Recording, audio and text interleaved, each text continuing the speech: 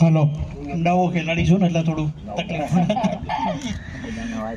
સૌને અભિનંદન અને શુભેચ્છાઓ કે તમે 5-5 જીતો તમારા એરિયામાંથી. તમારી લડાઈ ખાલી કોંગ્રેસ કે ભાજપ બે જોડે નહીં, પણ હકીકતમાં બે ભેગા જોડે લડવાનું છે અને પાછું અલગ અલગથી લડવાનું છે, કારણ કે એ બે ભેગા થઈને તમને પાડવા ટ્રાય કરવાના. એમની પોતાની વોટ બેન્કો બધી ફિક્સ છે. કોંગ્રેસની મુસલમાનની છે, ભાજપની હિન્દુત્વની છે. તમારે આમ તો કંઈ વધે નહીં, પણ હકીકતમાં આમ આદમી પાર્ટી જોડે સનાતન છે, સત્ય છે, સંસ્કાર છે, શુદ્ધતા છે. આ બધા ઉપર આપણે આ મુદ્દા ઉપર લડીએ તો આપણને બધા સમાજનો સપોર્ટ મળે એમ છે, પ્રેમ મળે એમ છે.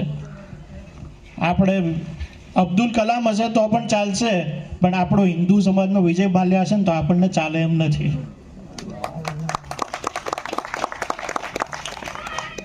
અને કોંગ્રેસ વર્ષોથી ઊંઘમાં છે, મળદાની સ્થિતિમાં છે. કોંગ્રેસ કે મુસલમાનોની તકલીફ છે. ભાઈ અહીંયા અમારે એમને 4 છે, અહીંયા અમારે એકનું ઠેકાણું નથી.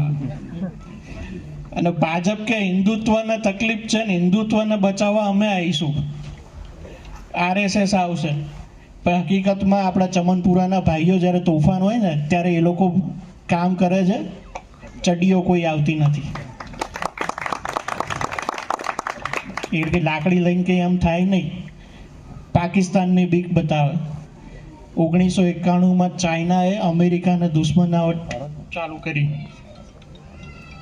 એનો દુશ્મન મોટો જ હોય ને. આપણે પાકિસ્તાન એટલે આપણે ગુજરાત જેવા 4 સ્ટેટ ભેગા કરો એટલું જ છે. એમની આર્થિક સ્થિતિ તો ગુજરાતથી એ ખરાબ હશે. આપણો દુશ્મન નાનો, આપણે શું કરવા લઈએ? પહેલાં તો ખુદને જ દુશ્મન કરીએ કે ભાઈ આપણામાં ખરાબ તત્વો હોય એને આપણે દુશ્મન બનાવીએ ને એના ઉપર વિજય મેળવીએ. અને દુશ્મન બનાવો હોય તો મોટો બનાવો તો હારો તો એ તમારી હારી હોય, ઇજ્જતવાળી હોય, સન્માનવાળી હાર હોય. ચાઇનાએ અમેરિકાનો દુશ્મન બતાવ્યો, આજે અમેરિકાના સામે લાલ આંખ કરીને બસ ઊભા રહે છે એ લોકો. અને આપણે શું છે, હોર્મુઝની ખાડીમાં બધાને જોડે પેલું જહાજ આપણા લાવવા માટે બધે ભીખ માંગવા ઊભા રહી ગયા. તો દુશ્મન મોટા આવવા જોઈએ. પાકિસ્તાન કોઈ મોટી વસ્તુ નથી, સાવ નાનો દેશ છે. આપણા માટે ચપટી વગાડતા પૂરું થઈ જાય એવી વસ્તુ. બીજું એ લોકો સ્માર્ટ ગવર્મેન્ટનું લઈને આવે છે. હવે નોટબંધીનો ફાયદો શું થયો છે હજી એ લોકો ગણાઈ નહીં શકતા. આખું પિક્ચર બનાવવું પડ્યું કરોડોનું, અને પાછા પોતાના જ કાર્યકરને પિક્ચર જોવા મોકલવા પડે છે. એક નાના હતા ત્યારે એક વાર્તા આવતી હતી કે વીંટી કોઈકની અંધારામાં ખોઈ ગઈ ને અજવાળા મોત થતો. જો કાળું નાડું તમારે શોધવું હોય ને તો સંસદ સભ્યો, વિધાનસભ્યોના ત્યાં સીધી એક રેડ કરી દો. બાકી આ ગરીબ ચાવાળો માણસ છે, એના જોડે કોઈ કાળું નાણું નથી. એ બિચારો આર્થિક કહે છે કે અમારા બીજેપીમાં કોઈ ભ્રષ્ટાચાર નથી. ભ્રષ્ટાચાર એટલો બધો ફૂલેલો છે. આપણે જોયું રાજકોટની ઘટના, મોરબીની ઘટના, કે પછી સુરતમાં પેલા છોકરાઓ જાણે ઉપરથી વરસાદ પડતો એમ છોકરાઓ ટપકીને મરી ગયા બિચારા. ફાયર બ્રિગેડ જોડે સામાન્ય ચાદર નથી એ લોકોને નીચે કેચ કરવાની.